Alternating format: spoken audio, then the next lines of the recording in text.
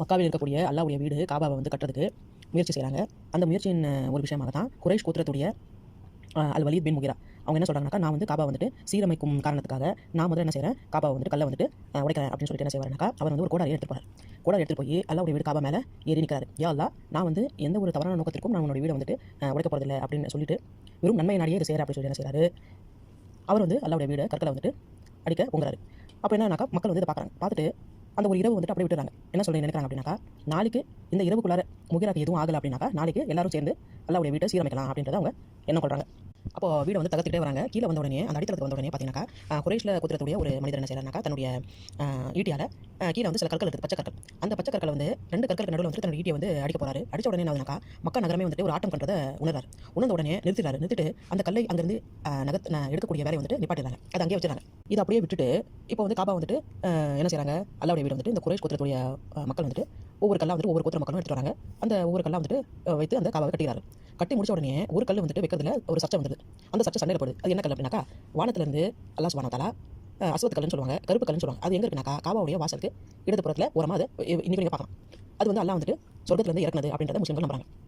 சரிங்களா? அந்த கல் வைக்கிறதுல சர்ச்சை வந்தது, எந்த கோத்திரம் வைக்கணும் அப்படின்ட்டு. இப்போ இப்படி இருக்கிற சூழ்நிலையில் குறைஷில் இருக்கக்கூடிய ஒரு மூத்த ஒரு மனிதர் எல்லாம் வந்துட்டு நியாயமாக நடந்து கொள்பவர், அவர் என்ன சொல்றாருனாக்கா, காபாக்குள்ளார் அடுத்த நாள் காபாக்குள்ளார் வந்துட்டு யார் வந்து முதலாக நுழைகிறார்களோ காபா வாசலில், மக்கா வாசலில், அல்லாஹ்வுடைய வீடு வாசலில் அவங்கக்கிட்ட நம்ம இந்த பிரச்சனையை தீர்வு காணலாம் அப்படின்றத அவர் சொல்றாரு.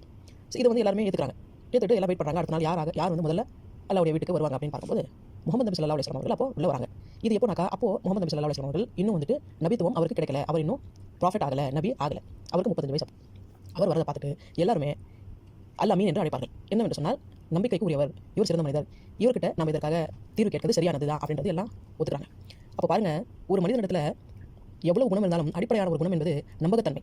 அந்த நம்பகத்தன்மை நபி முஹம்மது ஸல்லல்லாஹு அலைஹி வஸல்லம் அவர்களிடத்தில் அவருடைய 40 வருட வாழ்க்கை அவருக்கு என்ன பேர் வாங்கி தந்திருக்கு பாருங்க, நம்பகத்தன்மை, ட்ரஸ்ட் வர்த்தி. அப்போ முகமது நபி என்ன செய்றாரு, ஸல்லல்லாஹு அலைஹி வஸல்லம் அவர்கள் ஒரு துணியை கொண்டு வர சொல்றாரு. அந்த துணியை வந்துட்டு 4 புறத்துலையும் 4 கோத்திரத்துடைய அவங்களுடைய தலைவர்களை கூப்பிட்றாங்க. அந்த கல்லை தூக்கி இவர் வந்து நடுவில் வைக்கிறாரு. துணியில் 4 பேரும் பிடிங்க அப்படின்னு சொல்லிட்டு எல்லா கோத்திர தலைவர்களும் பிடிச்சிட்டு கொண்டு போய் என்ன செய்றாரு, அந்த துணியை அங்கே வரைக்கும் கொண்டு போகிறாங்க, அவருடைய வீட்டு வரைக்கும். அப்புறமேட்டு தன் கையால் நபி ஸல்லல்லாஹு அலைஹி வஸல்லம் எடுத்து அந்த இடத்துல வைக்கிறார். இது வந்து ஒரு சிறந்த தீர்வாக வந்துட்டு மக்கள் அதை பார்க்குறாங்க.